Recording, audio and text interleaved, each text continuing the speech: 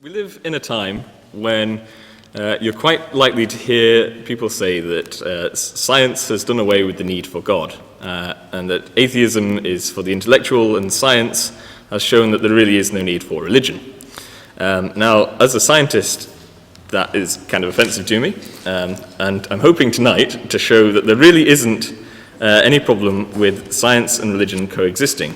And it's commonly said on top of that the sort of champions of science and religion are creation and evolution when it comes to the debate between them, and that the intellectual should choose evolution over creation. And so we're going to explore creation and evolution and see what the science says about them and then what the Bible says about them. So here's how we're going to do it. We're going to start with some definitions. So we're going to think about what creation is, what evolution is, and make sure they're all on the same page there.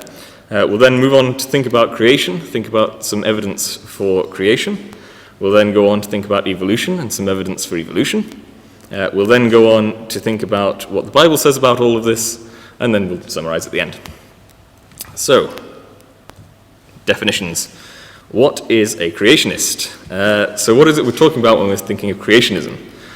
So this is the idea that an intelligent being brought everything into existence. The entirety of the universe, all the objects, matter therein, were brought into existence by an intelligent being. And on top of that, all of the laws of that universe were brought into existence by an intelligent being. So they're not random laws.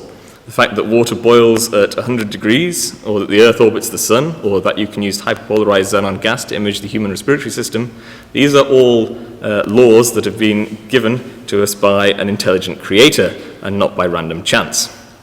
And then that leads on to the idea that if we have an intelligent creator of everything, that creator probably has some purpose with their creation. They probably haven't done it for no reason.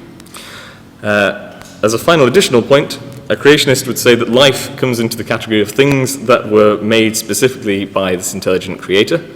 Life didn't just appear by chance. So that is a very quick summary of creationism. The more complex question is, what's evolution?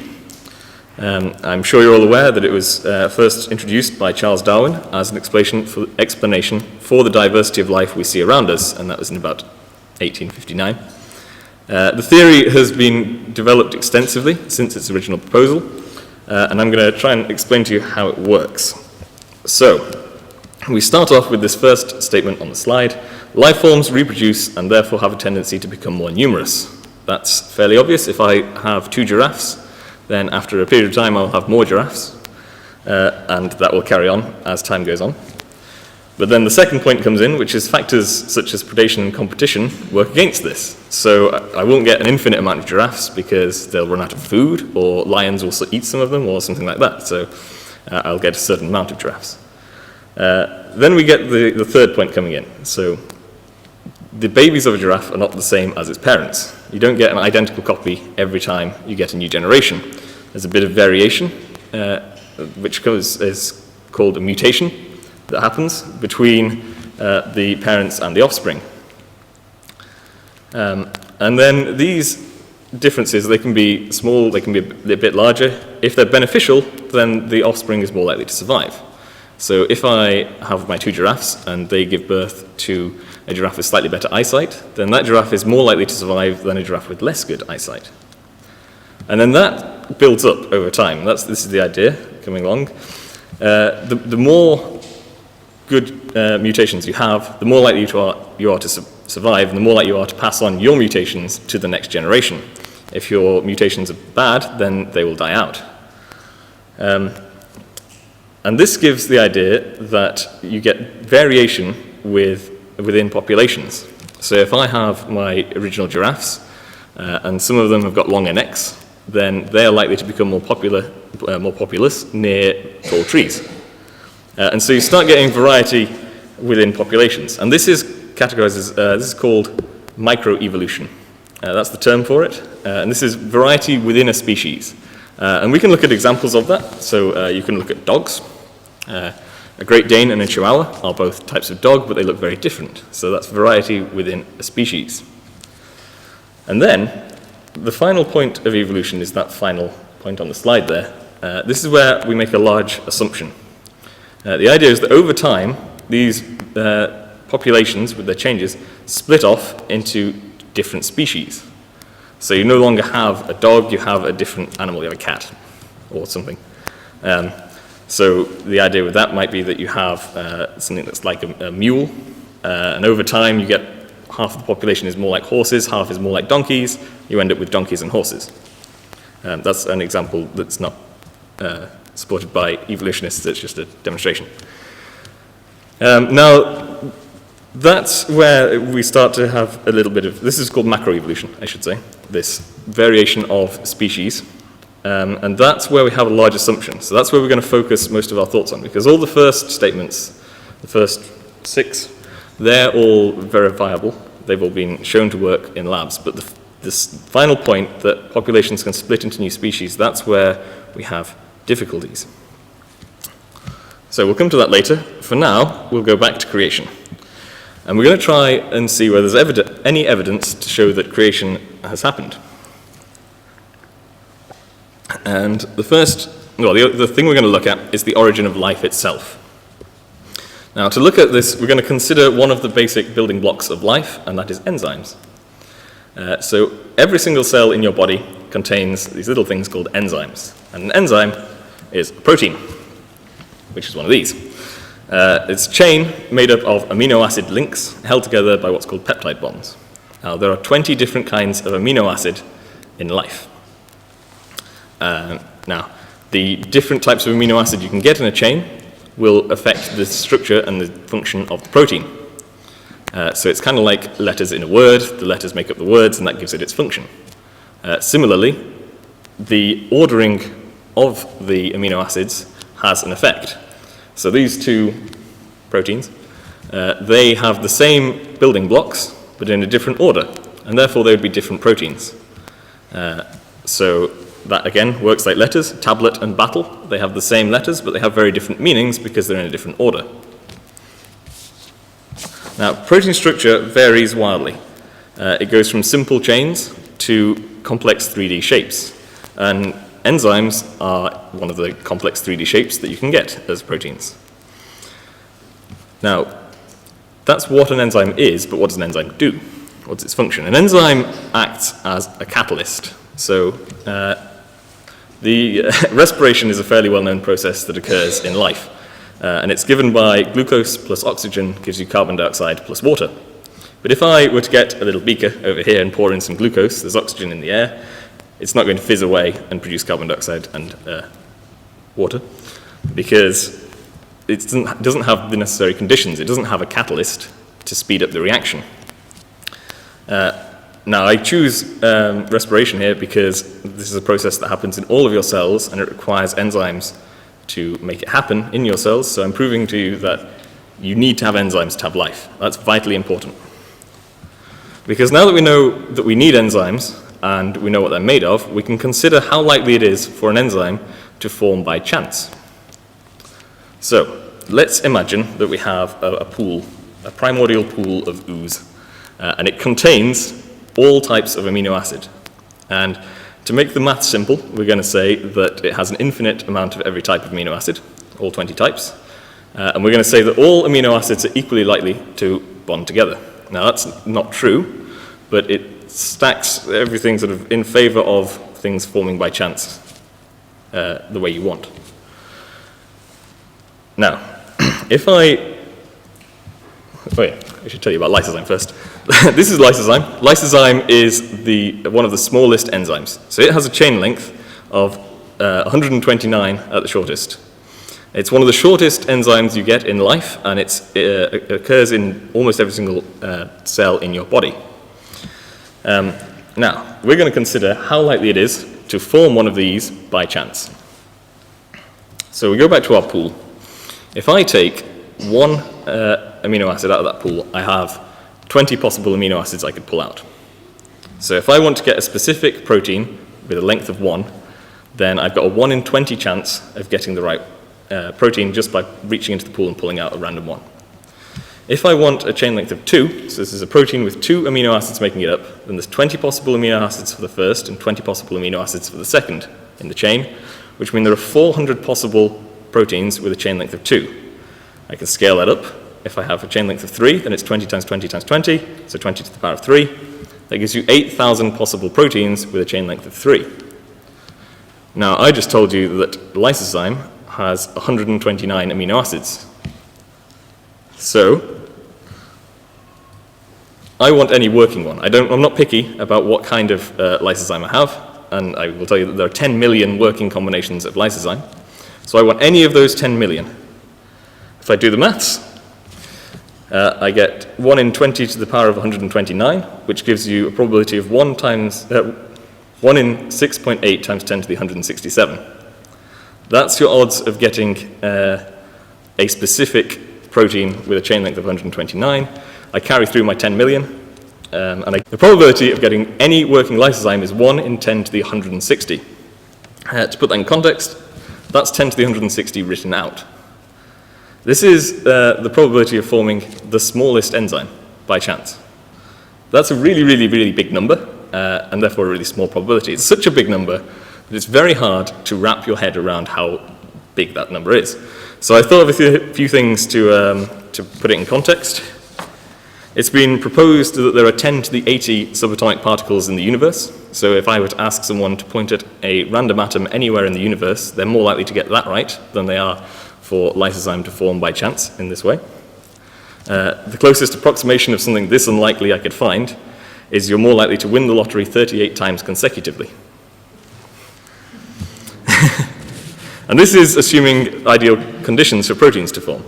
Now, that's really unlikely, but then the common answer to this is for people to say, but there are loads of planets and the universe is like really old, so that's going to happen eventually.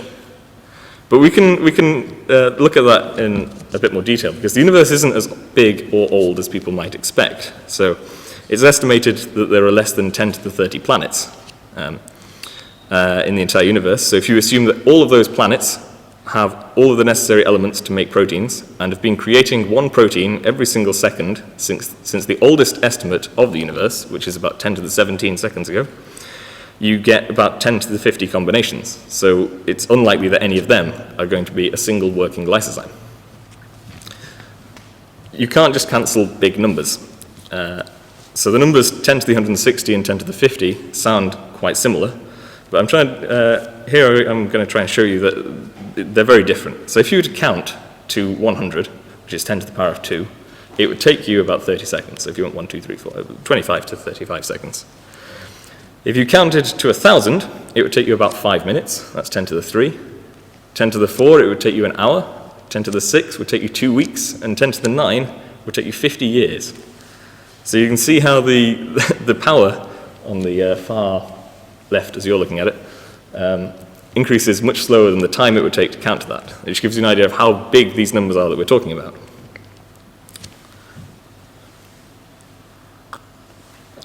So it's very unlikely to form any enzyme by chance. Now let's think more about how much we need these enzymes. And we're going to think about respiration in a bit more detail. I'm going to think about how you break down glucose in your body. So this is the process of glucose metabolism. Glucose comes in there at the top, it undergoes glycolysis, that produces some ATP and some NADH. Now ATP is the energy of your body, basically. This is how your cells keep energy. So think of ATP as energy. NADH, that's toxic, so you don't want to keep that around. The glycolysis produces pyruvate, that gets converted in a series of reactions that gives you 2 carbon dioxides and more toxic NADH. The pyruvate is converted into acetyl coenzyme A, which then goes into the citric acid cycle, or the Krebs cycle, where it undergoes a series of reactions that produces 4 carbon dioxide, 2 ATP, so more energy, and more toxic NADH. So you can see where your carbon dioxide comes from in the equation. And then all of these NADHs, they go through what's called the electron transport chain, and that produces the water and the remaining energy, so 28 ATP. That's the majority of your energy, and that deals with the toxic side of this. So you can see that it's very important that you have all these steps at once. If you have the first step, just glycolysis, then your cells will build up a large amount of toxic NADH and you will die. And that's true for all of those steps unless you do have the electron transport chain, which requires all of those NADHs to work. So you need all of this at once, Otherwise, it doesn't work. And we can go a step further in the complexity of this by looking at glycolysis. This is the process of glycolysis. It's complicated. Glucose comes in, and it goes through all of those steps and comes out as pyruvate. Now, there's a few things I want to point out here. Firstly, you can see in the first step that ATP is used to do the first step. So ATP turns into ADP. So you've lost energy from the system. You go down to step 3 there, and again, you've lost energy in the system. And that energy comes back much later on. So once again, you need all of those steps in place for the process to work. Otherwise, it would be losing energy instead of gaining energy. And that wouldn't be beneficial. On top of this, every single one of those dark blue arrows requires at least one enzyme to work. So if we're thinking about the probability of forming life just completely by chance, think about how unlikely it was to form a single enzyme, and now scale that up to forming all of those enzymes. And remember that the enzyme we thought about before, lysozyme, is the simplest enzyme. These are much more complicated. And we can carry on. There's the citric acid cycle. It's also very complicated. And again, it's another cycle. You need to have all of these steps in place, otherwise it doesn't work. And again, it needs a whole load of enzymes, otherwise it doesn't work. The odds of this happening by chance is ridiculously small. So you have all this evidence now starting to stack up that you are so incredibly complicatedly made that it seems impossible for you to have come about by chance. Now, we've thought about how unlikely it is to form enzymes, and sadly, I don't have enough time to go into the details of how we do make enzymes in our body, because we have DNA. DNA is how we make these complicated micro machines. And DNA is a digital code in every single cell of your body. It's base 4, and it's self-replicating, and it's self-repairing. It's incredible that we have this information stored in our cells. The idea of information I find to be very indicative of design. Now, has anyone ever heard of SETI? The Search for Extraterrestrial Intelligence, it's called. This is some people who, they listen out for radio signals from space, and they're trying to identify whether there's any sign of intelligence anywhere in the universe.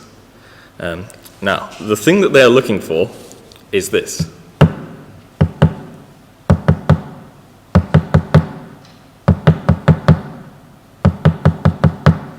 Series of pulses counting up from 1 to 6. If they see a series of pulses on a screen that count from 1 to 6, then they say, that's not chance, that's not random, that is intelligence. And I put it to you, is that more intelligent seeming than all of these complicated systems that we've seen, which are all guided by a digital code? We are fearfully and wonderfully made. So that was a quick look at just some of the evidence there is for creationism. We'll now turn and look to see what we can say about evolution. So we're dealing now with the origin of species. The most quoted piece of evidence for evolution is that of the fossil record. So a fossil is the petrified remains of an organism that died a long time ago and has been preserved in rocks. So I have some here. These are fossils. This is an ammonite, and this is a trilobite. And the interesting thing about this is that I can tell you that that's an ammonite, and I can tell you that's a trilobite. So you get certain fossils that appear with such a large frequency that no one will dispute what they are. So everyone will tell you that's an ammonite. Who knows about fossils? Everyone will tell you that's a trilobite. Put them over there. The reason that's interesting is that the process of evolution follows a large amount of very small steps, which are wide-ranging. You shouldn't expect to find specific organisms coming up over and over again, unless you had so many fossils that I could walk into any museum and see before me an entire array of the entire evolution of life laid out in fossils. This is the geological record. This is a timeline of the geological ages that we have, and their proposed dates that they are given. So they go from now at the far right to about 500 million years ago and a bit before. And what's interesting about this, we have all these different ages. We have Cambrian period, we have Silurian, and so on. The big numbers that are marked on, these are extinction events. This is where 60 to 90% of all life on the planet is wiped out.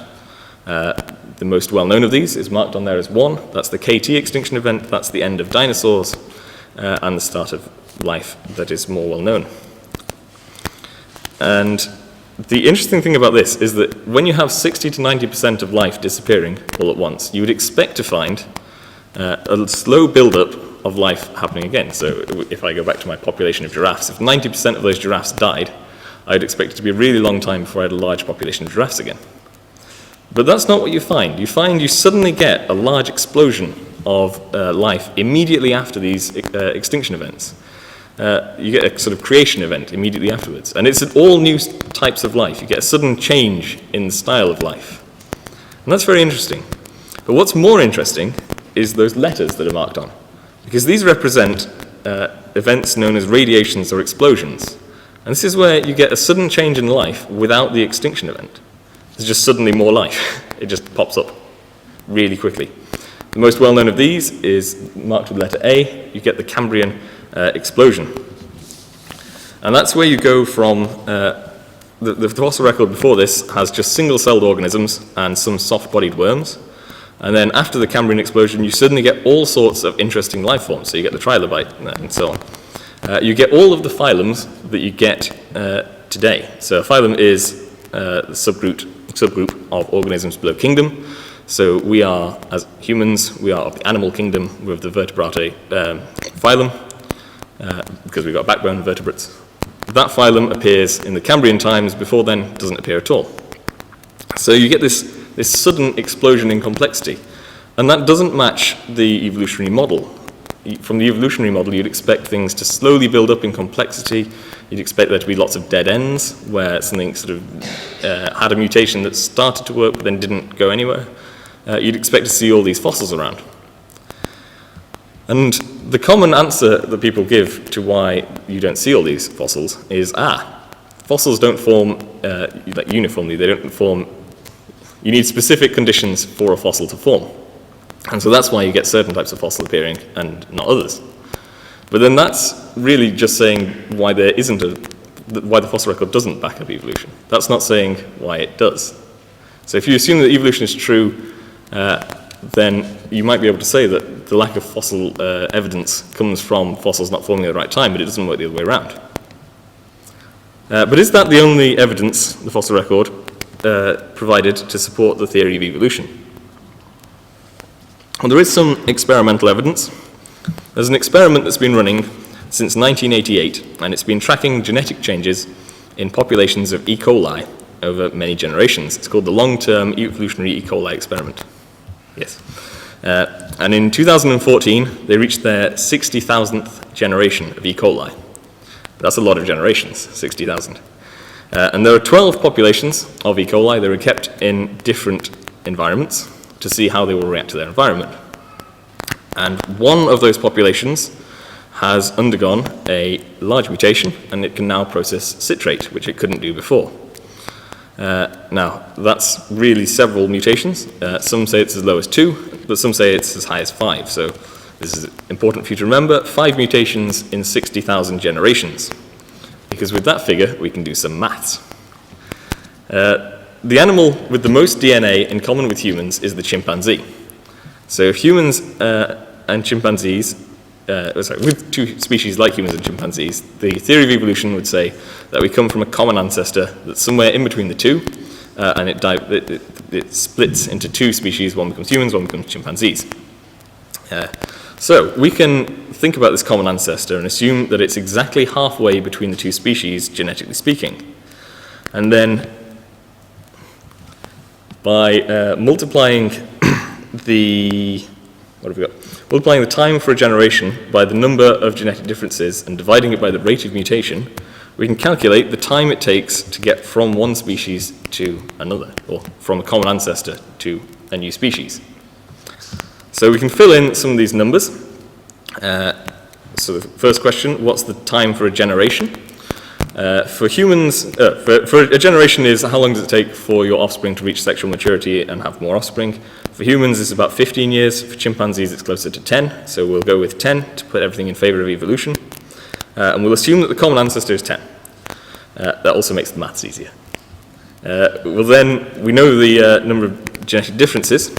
So it's said that we are 98% similar to a chimpanzee, which sounds like we're very similar, except that you have a lot of DNA. So that's actually 40 million genetic differences. So that's a combination of added genetic information, deleted genetic information, and substituted genetic information. So we've got 40 million differences. So what about the rate? If we remember our long-term evolutionary experiment, we had 60,000 generations which developed 5 mutations. So if we stack things a little in favor of evolution, that's 1 mutation every 10,000 generations. So that's a rate of 0.0001 mutations per generation. And we've divided it all by 2 because we're assuming that the common ancestor is halfway between the two. We plug in all the numbers, and we get that it would take 2,000 billion years to get from something that is halfway between a chimpanzee and a human to either a chimpanzee or a human. That is that's a long time. The oldest estimates of the age of the universe put it at 14 billion years old. So we're quite off there. And this is getting from, as I say, something halfway between a chimpanzee and a human to a human. Imagine how long it would take to get from a single-celled organism to a carrot. But we have been a little unfair because you can't just directly take the rate of mutation between bacteria and humans. So, to stack absolutely everything in favor of evolution, we're going to assume that every generation we have an advantageous mutation, and that mutation is somehow immediately passed throughout the entire generation. So every generation has a new advantageous mutation, which is completely impossible, but we'll roll with it. That gives us a rate of 1 instead of 0.0001, and we get instead 200 million years for our time. If I just quickly go back to our timeline there, 200 million years puts us right at the start of the Jurassic period. That's when dinosaurs are, and the commonly quoted time for the ancestor of man and chimp is given as 5 to 7 million years ago. So we're off again, we're way off. This process needs to take a lot shorter than it should do by any maths. Now this maths problem is not new. I'm not the first person to present this. It's got a fancy name. It's called Haldane's dilemma, and I recommend you all look it up and read more about the intricacies of it, because it's quite an interesting little problem. So far we've seen that the fossil record doesn't support evolution as it is said to, and we've seen that the maths doesn't support evolution as it's said to. So rather than trying to see whether there's any more evidence to support evolution, because I'm running out, I'm instead going to consider whether evolution can account for everything that occurs around us. So the question is, can the process of having simple, small changes building up over time, as proposed by the theory of evolution, give you the circulatory system? So, a circulatory system requires certain things. It requires blood. It requires a series of tubes that carry the blood through the body, so blood vessels. It requires a pump, and that is the heart, and that pump needs to have a muscle to pump the blood. It needs to have a valve to direct flow. If it just pumped, then all of the blood would end up at the opposite side of your body to your heart, where it isn't very helpful. And it needs a pacemaker, because it needs to be regularly pumping the blood. On top of this, overall, you need waste removal. For that, you have the kidneys, and they prevent the buildup of waste in the blood, which would be toxic. You need a source of oxygen and nutrients for the blood, so you have the lungs and digestive system for that. And they themselves are also extremely complicated systems. They need lots of parts, and we could look at them in more detail, but we're not going to. And finally, you need a repair mechanism. If you don't have a repair mechanism, then if you've got a small cut, you would die. That would be bad. And you need all of these component parts all at once. It can't be done by slowly adding them one at a time. If you have a series of tubes but no blood, then that doesn't work. If you have a pump but no tubes, that doesn't work. If you have a pump and blood and tubes but you don't have any way of getting oxygen and nutrients into your body, then that doesn't work. You need to have all of these things simultaneously. And that's something that doesn't agree with the theory of evolution. So here's my summary on what we've thought about on evolution. The most commonly given evidence for the theory of evolution is the fossil record. However, the large jumps we get in complexity, which are called either explosions or radiations, don't fit this model. So the fossil record doesn't really go with the theory, and we've got the example of the Cambrian explosion for that.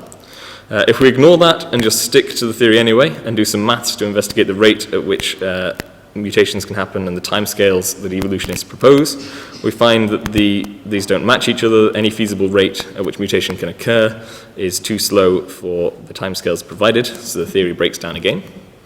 And if we ignore both of those, we still have the problem that evolution doesn't explain large-scale systems, such as the circulatory system. The origin of systems gives the origin of species some difficulty. And so now this brings us to our final section on what the Bible teaches about all this. So far, you may have noticed we haven't actually mentioned the Bible, aside from the reading that we had at the start. And this highlights my original point, that there isn't this rift between science and religion that comes to a point at the creation-evolution debate. So far, we've seen that the science has been supporting creation, not evolution. But now, this is a Bible talk, so we're going to think a bit about what the Bible says about all this.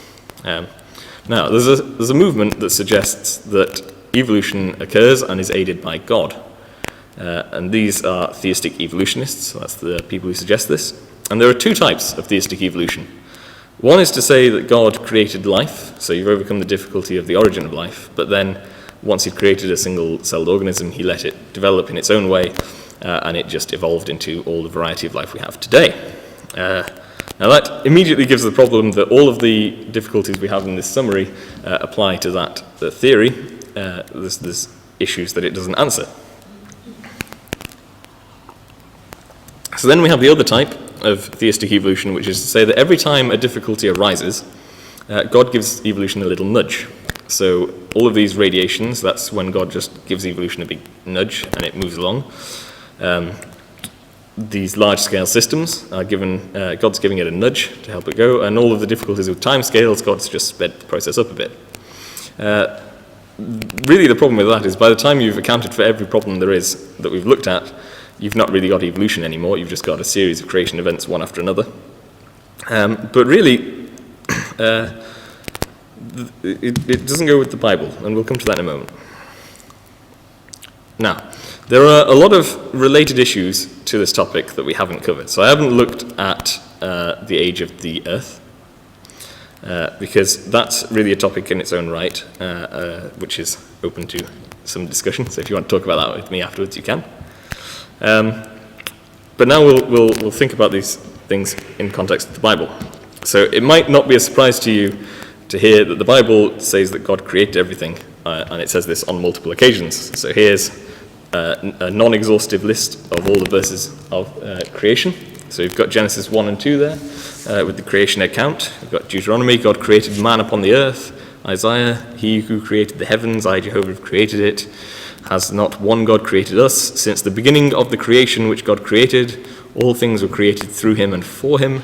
You created all things, and for your will they were created. And that's just, as I say, a sampling of the verses that talk about creation. But notice on this list we go from the very start of the Bible to the last book of the Bible, Revelation. And partway through there we had in Mark a quote from the Lord Jesus himself, and he clearly accepts creation. So what about evolution? What does the Bible say about this? In short, not a lot, but there is a little bit we can look at. So we're going to go to Genesis chapter 1. I put the slides on the screen, but they're probably not very visible. So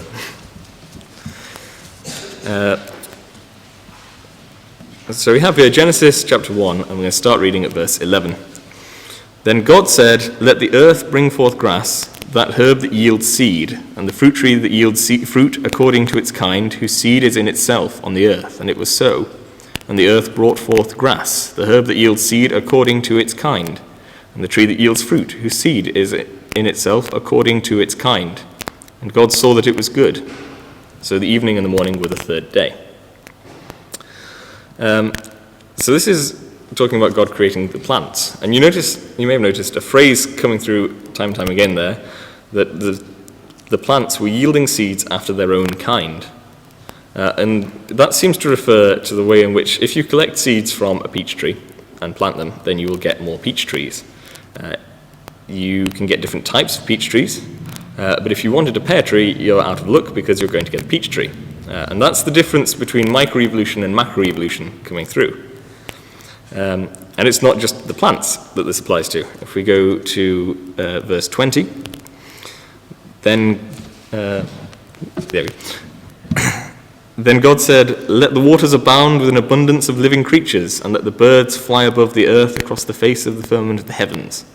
So God created the great sea creatures and every living thing that moves, with which the waters abounded, according to their kind, and every winged bird according to its kind. And God saw that it was good. And God blessed them, saying, "Be fruitful and multiply, and fill the waters of the sea, and let the birds multiply on the earth." So the evening and the morning were the fifth day. Then God said, "Let the earth bring forth the living creature according to its kind, cattle and creeping thing and beast of the earth, each according to its kind." And it was so. And God made the beast of the earth according to its kind, cattle according to its kind, and everything that creeps on the earth according to its kind. And God saw that everything was good. So again, all the animals are created after their own kind. Notice that the aquatic animals and the birds are created on a different day to land animals. That doesn't fit with the theory of evolution or theistic evolution. These appear to be separate creation events, as it were. Now, I'm not going to go into the details of the length of each day, because again, that's a topic in its own right. But I will also happily talk about that with you afterwards, if you want to. But I did deliberately stop just then reading about the sixth day of creation for a reason. And that's because we're about to consider the origin of man. Now, if we accept evolution, then there's nothing particularly special about man. We're just a slightly smarter ape than average, and that would be brought about by no random chance and being better suited to our environment. This is true whether you accept atheistic or just theistic evolution. So what does the Bible say on the matter of the origin of man? Verse 26 of Genesis chapter 1. Then God said, "Let us make man in our own image, according to our own likeness, and let them have dominion over the fish of the sea, over the birds of the air, and over the cattle, over all the earth, and over every creeping thing that creeps on the earth." So God created man in his own image. In the image of God created he him, male and female he created them. Then God blessed them and said to them, "Be fruitful and multiply, fill the earth and subdue it. Have dominion over the fish of the sea, over the birds of the air, and over every living thing that moves on the earth." And God said, "See, I have given you every herb that yields seed, which is on the face of the earth, and every tree whose fruit yields seed. To you it shall be for food."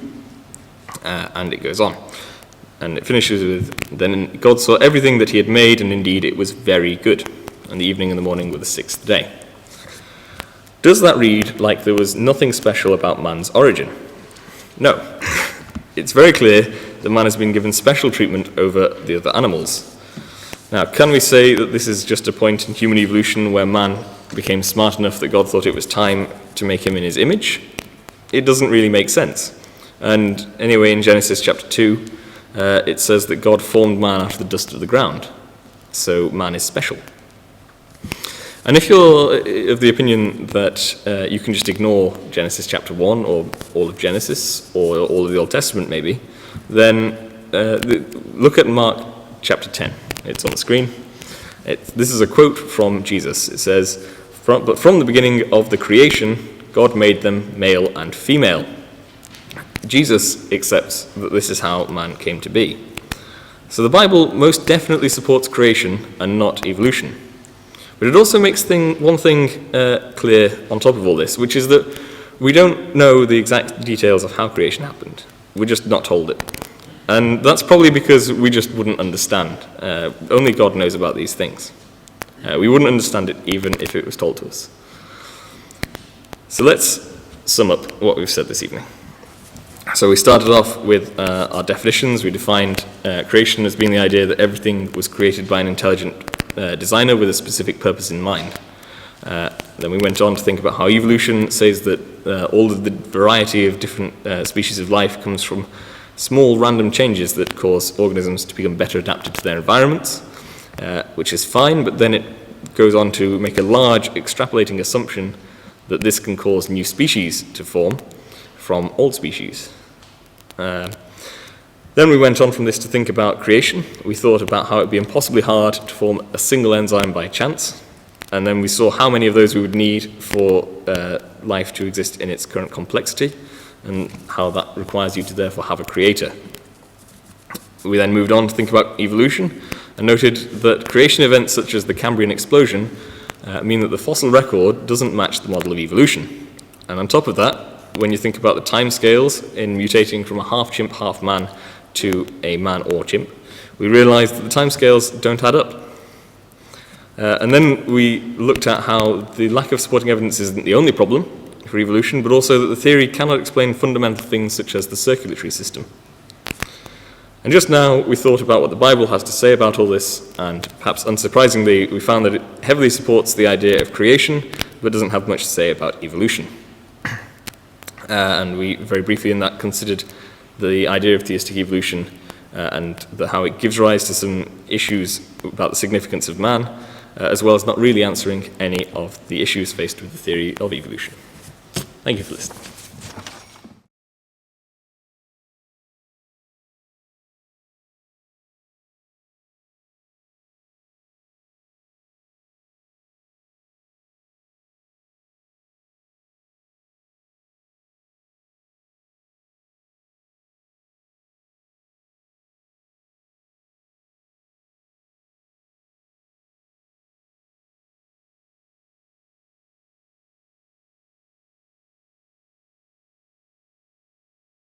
BibleTruthAndProphecy.com is a worldwide collaboration by Christadelphians to help promote the understanding of God's Word to those who are seeking the truth about the human condition and God's plan and purpose with this earth and with mankind upon it.